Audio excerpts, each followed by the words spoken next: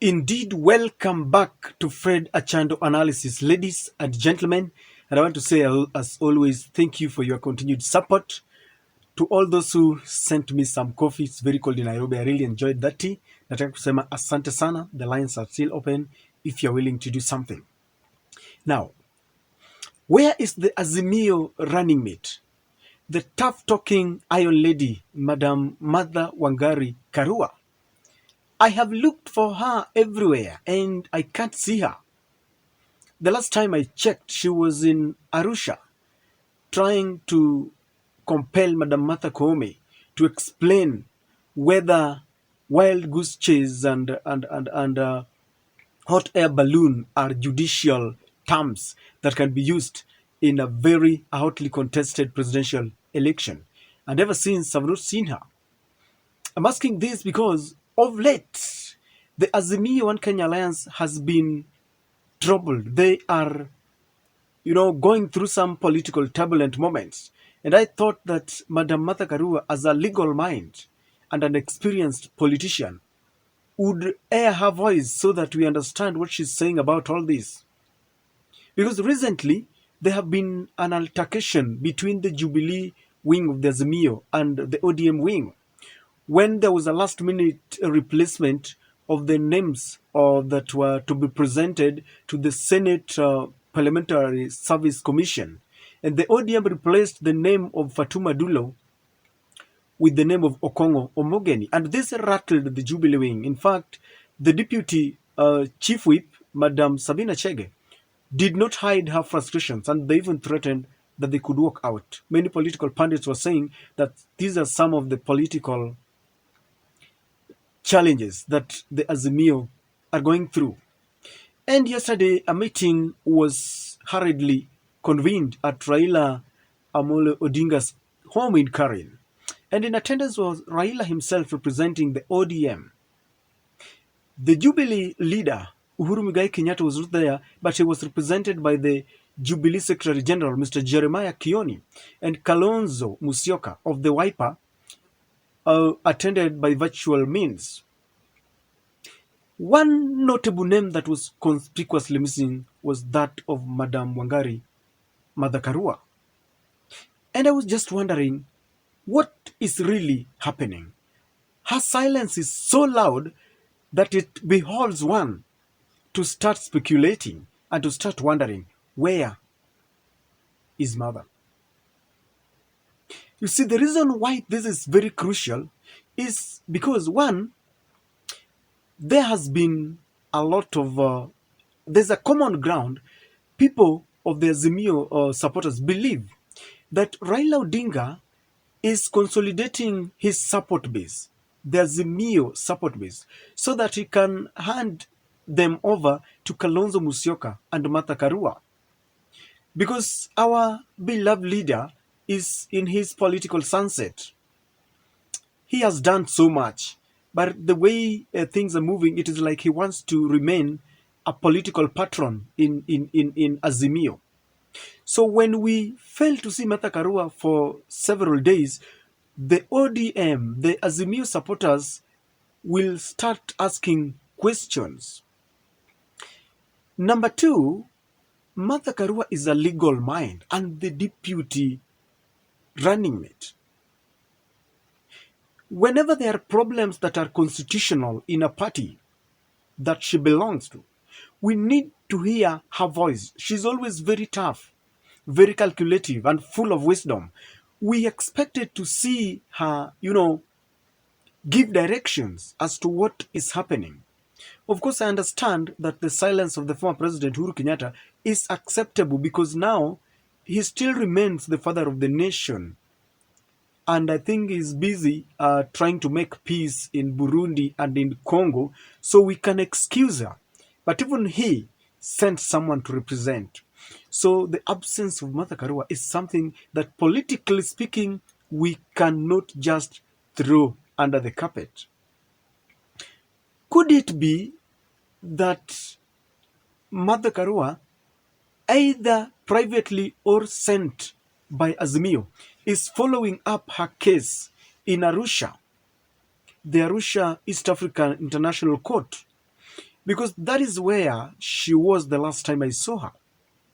And she's so determined to just to make sure that she gets what exactly does Madame Martha Koome mean by hot air and wild goose chase and all those insultive language.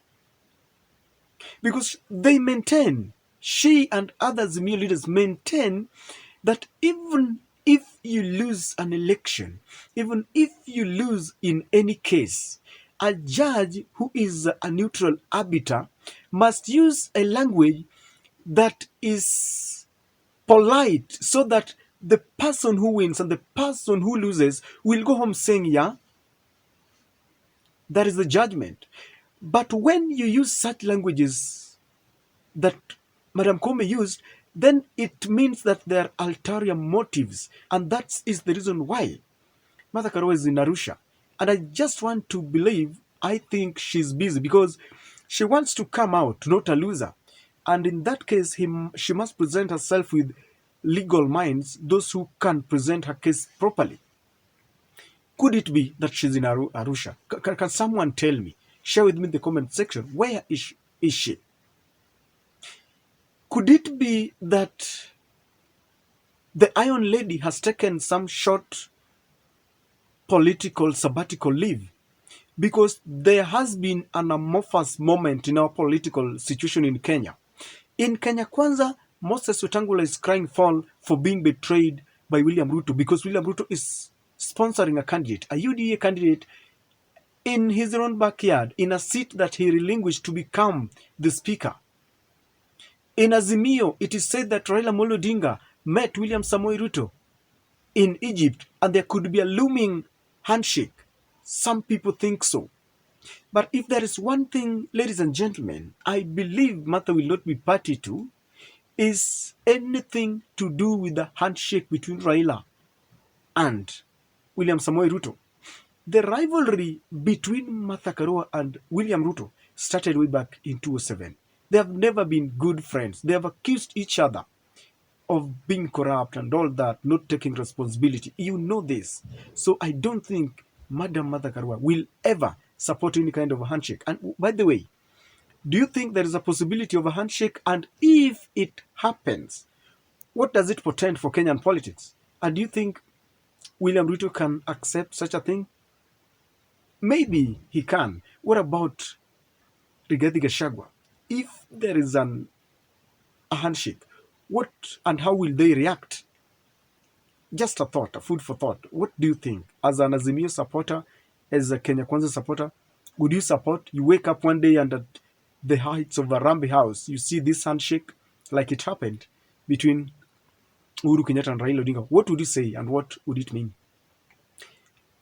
Could it be that Martha Karua has decided to throw in the towel and she's retiring from national politics? It happened with Kivutha Kibwana, the former Makueni governor, who tried his hands to become the senator, but he was defeated. People told him, no, you've done enough. Kindly stay put. And just the other day, he called a press conference and said, I have done enough. The professor of politics said that he is now going to rest. Could it be that Martha Karua is following suit?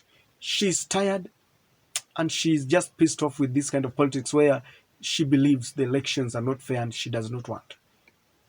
Is there such a possibility? Speculations after speculations. The most ridiculous one, ladies and gentlemen, could Martha Karua be warming up to joining the UDA? Because in the last general election, Mount Kenya was painted yellow from the MCA to the topmost seat. Whether you want to say that elections were rigged is another story. But the Mount Kenya was painted yellow. And many a times you have seen people like James Songwai from Kisii, former governor, joining the UD. In fact, they called a press conference with, I think, Janet Ongera, and they said, buy ODM. William Ruto is looking for elements within the ODM just to make sure that he's got a formidable force in 2027. You cannot rule out a possibility because who knew there was going to be a handshake? In politics, you don't rule out. There are no political enemies. There are no permanent enemies. Neither do we have permanent friends. Edwin Sifuna, back to ODM. Edwin Sifuna allegedly was collecting some signatures of the senators to pass a vote of no confidence against Fatuma Dulo. And he said that out of 29 Azimio senators, 22 had signed. But the minority leader, the Senate minority leader, Mazayo, said that any communication that concerns Azimio in the Senate must come from him. And so he calmed down those tensed moments by saying that those are personal opinions of Edwin Sifuna. The altercation between Edwin Sifuna, the ODM Secretary General, and Fatuma Dulo went so high, and that is why Raila Amolo Odinga convened this meeting. It was said that today, I don't know whether I'm late, but it was said that they were supposed to meet today, Kalonzo Musyoka and Raila Odinga, and they were going to meet all the Azimio senators just to ensure that there are no breakups, because they need a kind of unity like they've never needed before. And it was also very funny for me because it was only mentioned that Raila Odinga and Kalonzo Musyoka would meet the senators. I didn't hear the name of Martrha Karua, yet I believe that she's one force within that party that must be given prominence because of gender, because of her legal mind, because of her experience. Am I reading too much? Am I making a mountain out of a molehill? Please share with me your what you think in the comment section. What do you think? Am I reading too much? And ladies and gentlemen, your guess is as good as mine. Thanks for watching. If you're watching for the first time, kindly subscribe, click the notification bell. Please like our videos and share them. Cheers.